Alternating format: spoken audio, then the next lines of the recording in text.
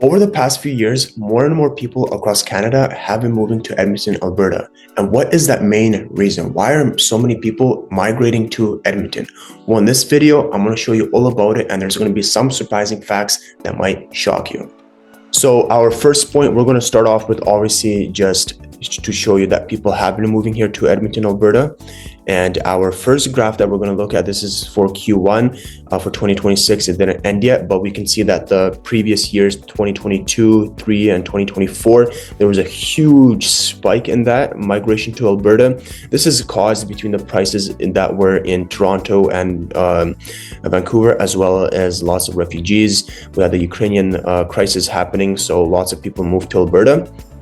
And so that was one of the big drivers as well, and the economy during that time. And we can see that a net increase of almost 6,000 people to Alberta's added to Alberta's population. Obviously, there was a big decrease from that 2023-2024 era, but we can also look at this net provincial migration, and the red one was the latest one. We can see that Ontario leads in interprovincial migration to Edmonton, to Alberta overall. And then we can also see that the second province is Saskatchewan, and then Manitoba, and so on. We can see that the black bars, 2024 Q3, Ontario was also leading, and now Ontario is also leading at the start and at the end. And then our second province, I guess, was kind of like between BC and Saskatchewan. So we had lots of people moving to Alberta. And then we can also look at this chart as well, immigration. So again, that war crisis, what I was talking about earlier, lots of people were moving to Alberta overall. And we can see that 18,000 people moved to Alberta from other provinces in the third quarter of 2025. So that is a huge spike. It's going to be interesting to see how that number is going to continue. But let's go on to our second point, and that is what type of jobs are popular here in Edmonton and in Alberta. And we can see that employment by province. This is Alberta's website. Alberta is leading as of January 2026 here. So Alberta is number 1 and Saskatchewan's number 2. If we go to a couple like November 2025, we can see that Alberta was still leading, and it is still leading to this date. And then in January 2026, Alberta had the largest increases of 3.4% in employment compared to the same month last year. So this tells us that lots of people are moving to Alberta. Edmonton, Calgary, overall, everyone's going to Alberta. Employment by industry, this changes, this varies. This is what it is right now. And our biggest losses is forestry and finance and insurance. But if we go to a couple of months prior, if we go to even like October 2025, we can see forestry was number 1. So that fluctuates, but yeah. And then some other important ones that we should have when we look at is this, between 3 cities, Calgary, Edmonton, and Lethbridge. Edmonton is only like $110,000 people away. So it's not too bad, not too far off. And then, yeah, these all different types of occupations. But overall, when you guys are moving here to Edmonton, I would suggest you getting your job in line before you make that move. And then our next, so we already covered migration and immigration to Alberta. We covered the types of jobs that Alberta is leading in employment. And now let's have a difference look between the market in Vancouver. So in 2026 of January this year, the average price for the benchmark price for a detached was 1.85. And another funny thing is that they almost had 4,500 listings, but only 300 of them sold, which is a big difference. And we can see how picky, and we can see how market is reacting there. And average days on market is 61 days. For townhouses, same story, 2,200 and only 250 sold. And the benchmark price is almost $1,050,000. And then apartments, which is crazy, $700,000 for an apartment. They had 5,300 listings and only 554 sold. If we go back to like, I want to say maybe April of 2025, the average price is 2,020,000. And now it is at 1,850,000. And then townhouses 1,001,000, and then apartments 760. So that has dropped significantly. And yeah, it just shows that the market there is not the best right now overall. But let's have a look at GTA, at the Greater Toronto area. We can see that sales were down year to year, and new listings declined by greater annual rate. And this is what their board says. Many would-be homebuyers are waiting for selling prices to level off before moving into the market. If new listings continue to trend lower through the spring, competition between homebuyers will increase, supporting home prices and recovery in sales. So another statement here, that with more than 100,000 buyers holding off making a home purchase, buyers are waiting for selling prices to level off for positive news on a trade front. Once we see both, there could be a substantial momentum driving home sales in the second half of this year and onto 2027.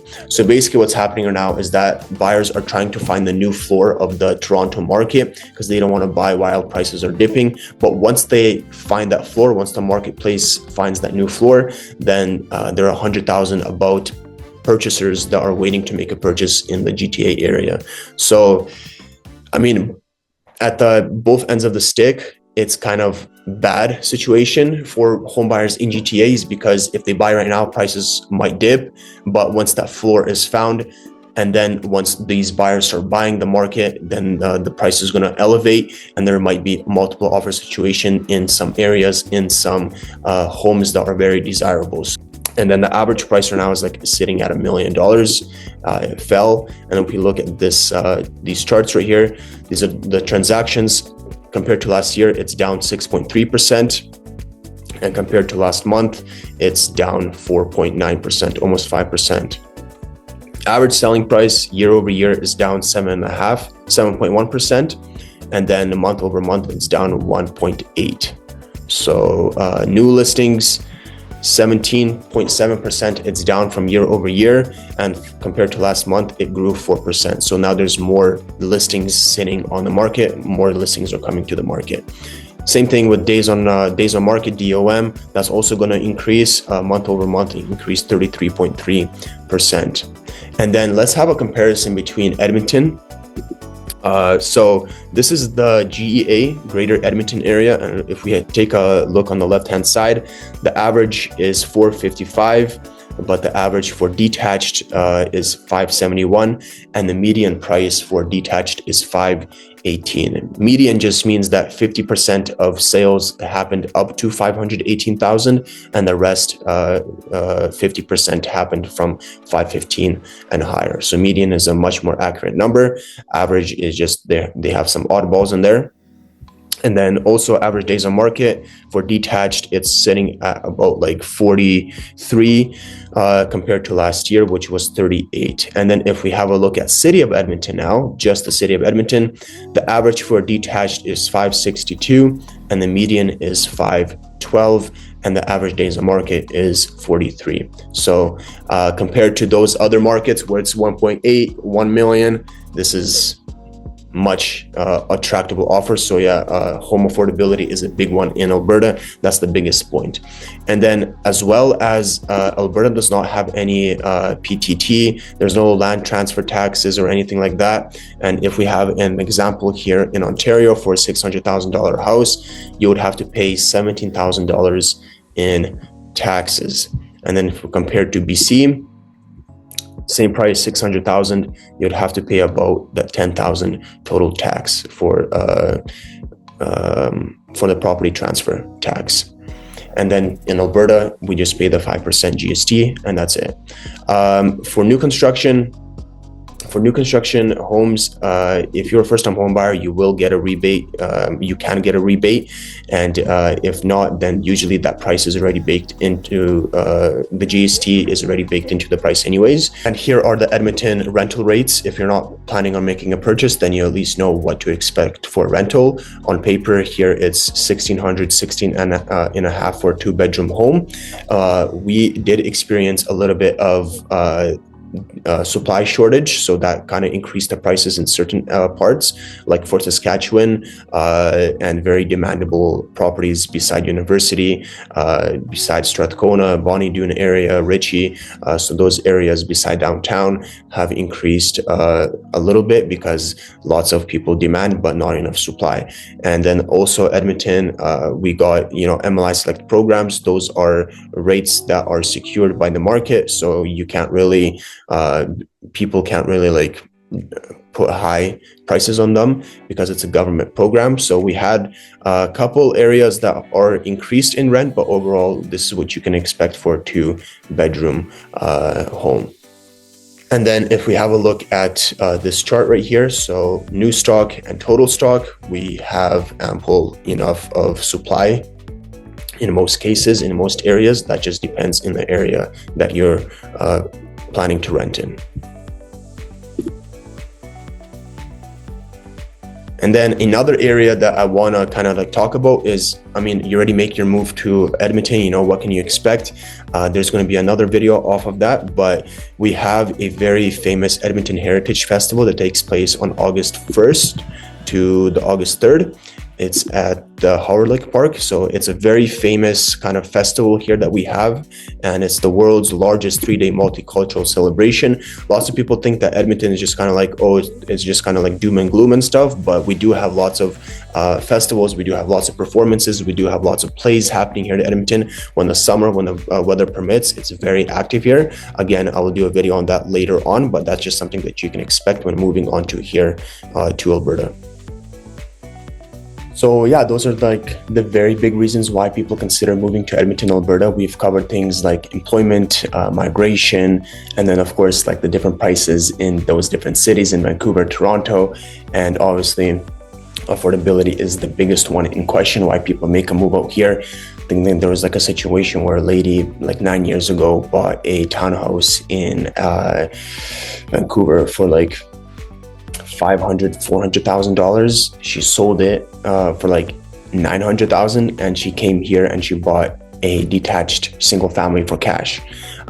So again, those are like one of the biggest changes if your lifestyle is tightening because of inflation and everything else that's happening in the world right now. With our politics, then moving down here could give you that peace of mind. But yeah, let me know in the comments down below what your favorite thing about Edmonton or Alberta is if you guys are planning on making a move. And yeah, those prices, if you guys have equity, then that's something that could be beneficial for you. But if you have any more questions, my name is Nazar Klymchuk. I'm just a local real estate agent here in Edmonton, and if you have any questions, you can definitely contact me down below using the link, or just contact me on the screen here. And yeah, till next time.